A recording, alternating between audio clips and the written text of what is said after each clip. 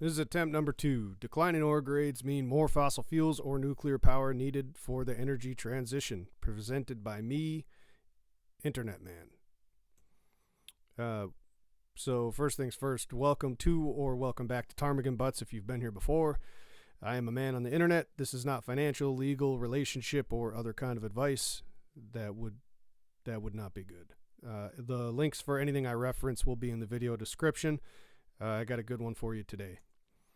Trying something new here with the slide decks. They're pretty sexy. The idea that I want to convey here is that for copper and other battery metals for the renewable revolution, we're going to have some supply problems. We can't just transition to electric or wind or solar. They aren't dependable enough, without the ability to store energy. But it is important to understand we don't have enough of the metals and minerals we need to make the transition. So, I think the first problem that we have is that what people want to transition to isn't dependable enough. But that's a separate issue. If people are intent on moving to electric and wind and solar, it is important to understand that we don't have the stuff out of the ground yet in order to make all the wind and solar stuff, even though it doesn't work well enough. I'm saying even if people ignore that problem, which it seems like that's what they're content to do at this time, if they really want to just go ahead and try to transition, I've got bad news. We don't have the stockpiles of the stuff that we need above ground to build all this new stuff. It's not there. So what that means is that we have to mine it.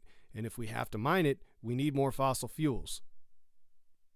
Bottom line, it's a physics problem. It's just a matter of you can't run a copper mine on solar panels. You can offset some of your fossil fuels usage and cost by supplementing with wind or supplementing with solar, but you cannot run a copper mine on solar panels. You can't even run an office building on solar panels, not by itself.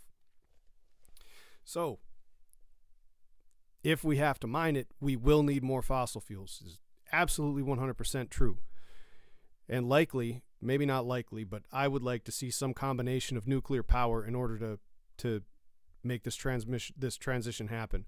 I'm not talking about nuclear powered haul trucks. What I'm talking about is if you have a copper mine, it has a mill, it has a pit.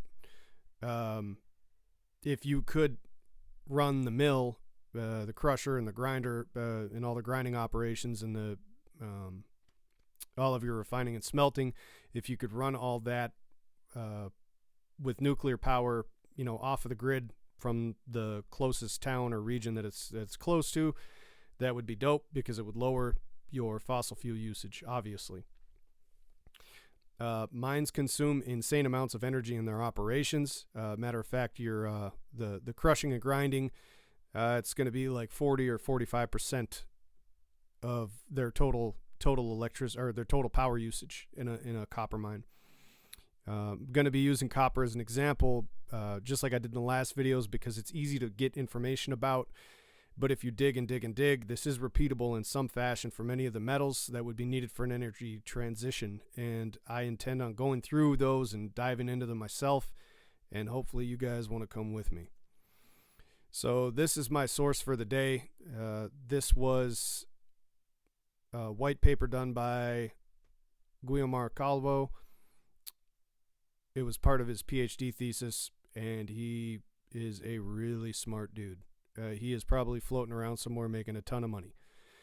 The title of his paper was Decrease in Ore Grades in Global Metallic Mining, a Theoretical Issue or a Global Reality.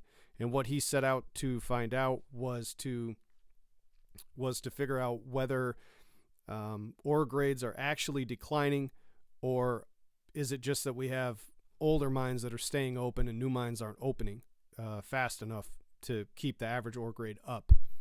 Spoiler alert, he found that the ore grades are indeed declining, and that to chase after these lower and lower ore grades, it takes more and more energy, like exponential style.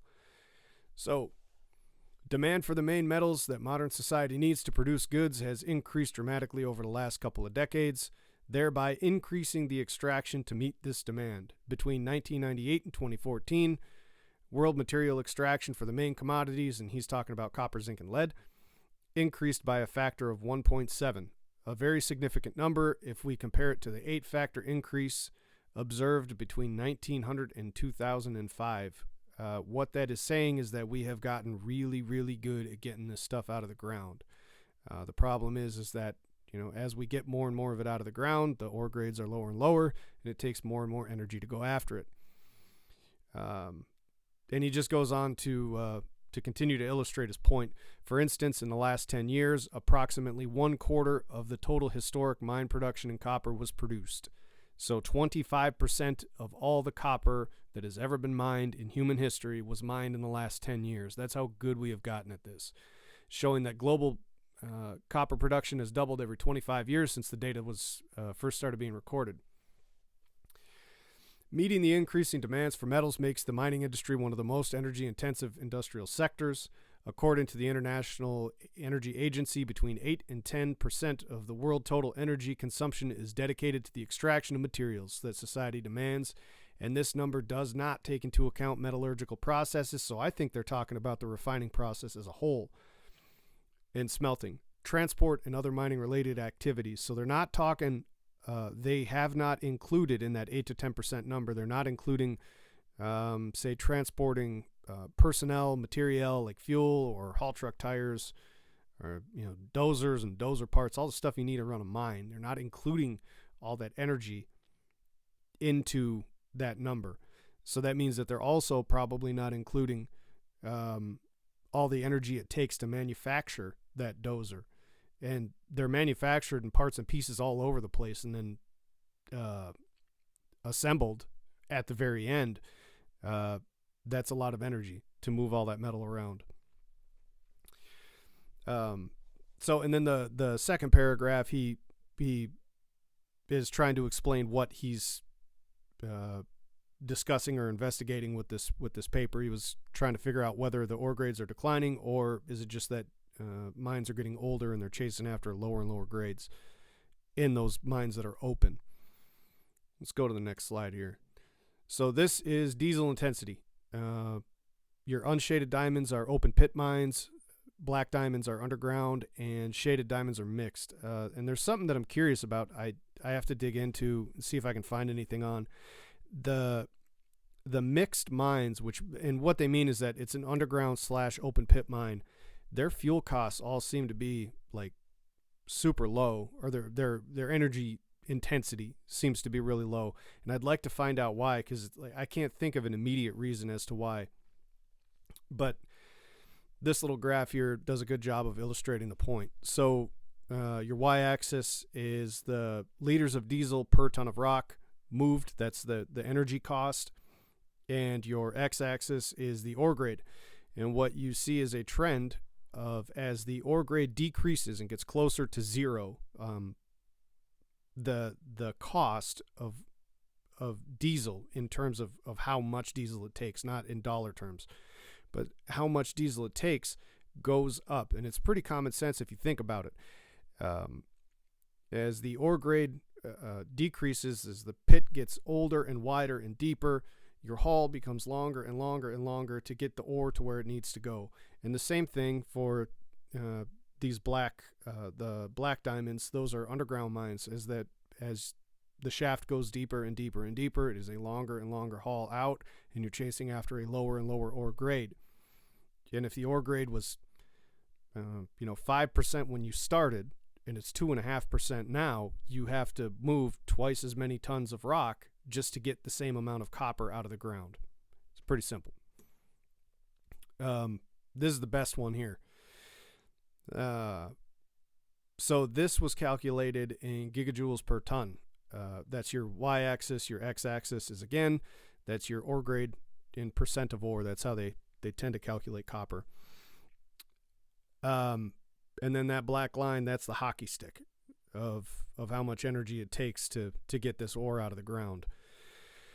The average ore grade in the mines, in the copper mines around the world right now, is somewhere, I've seen a couple of different figures, but it's somewhere between like 0.55 and 0.62%. That's the best two numbers that I've seen. If you look at where that would be, we are well into the hockey stick, where the amount of energy that it takes goes up exponentially, and we're going to start feeling the exponential part of that here really, really quick. I'm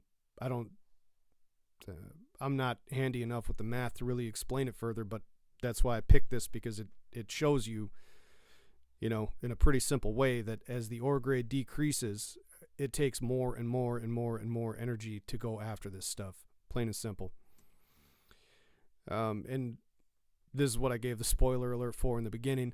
This paper examined the energy intensity in world copper, gold, and lead zinc mines, as well as the changes in energy consumption as a function of the ore grade in the last decade. Let's see, and then he goes down. The results show that the ore grade is gradually decreasing for the selected mines, while production and energy consumption is increasing. This tendency has been proven for the case of copper, as more accurate information was available regarding energy use and ore grade. Therefore, decreasing ore grades is no longer a theoretical issue, but a global reality in the case of mines in operation, caused by the increasing demand of raw materials. And that's pretty self-explanatory. Again, I just want people to understand the trend, that as this stuff becomes more scarce, it gets more expensive to get to, which causes it to be more expensive. And that's another thing that the renewable energy marketing team, I know it's not all just one group, but the renewable energy marketing people like to talk about how cheap it is to build all this stuff. And this stuff is only cheap to build if the materials are cheap to get out of the ground, and if we have stockpiles of it sitting above the ground. Because the minute that we go into an environment where commodities are tight, then it's not going to be cheap anymore to build this stuff. And then, given that it can't keep up with fossil fuels, it makes it really hard to justify moving to a less dense form of energy, like wind or solar, when it's super expensive to get out of the ground and build this stuff. I'm going to be diving into some of the other metals. My wife is pulling in the driveway. The dogs are going to be barking, so I'm going to jump off of here. But I hope you guys enjoyed it. Stick around, like, subscribe, and take you on the next slide deck adventure. You guys have a good one. Be safe.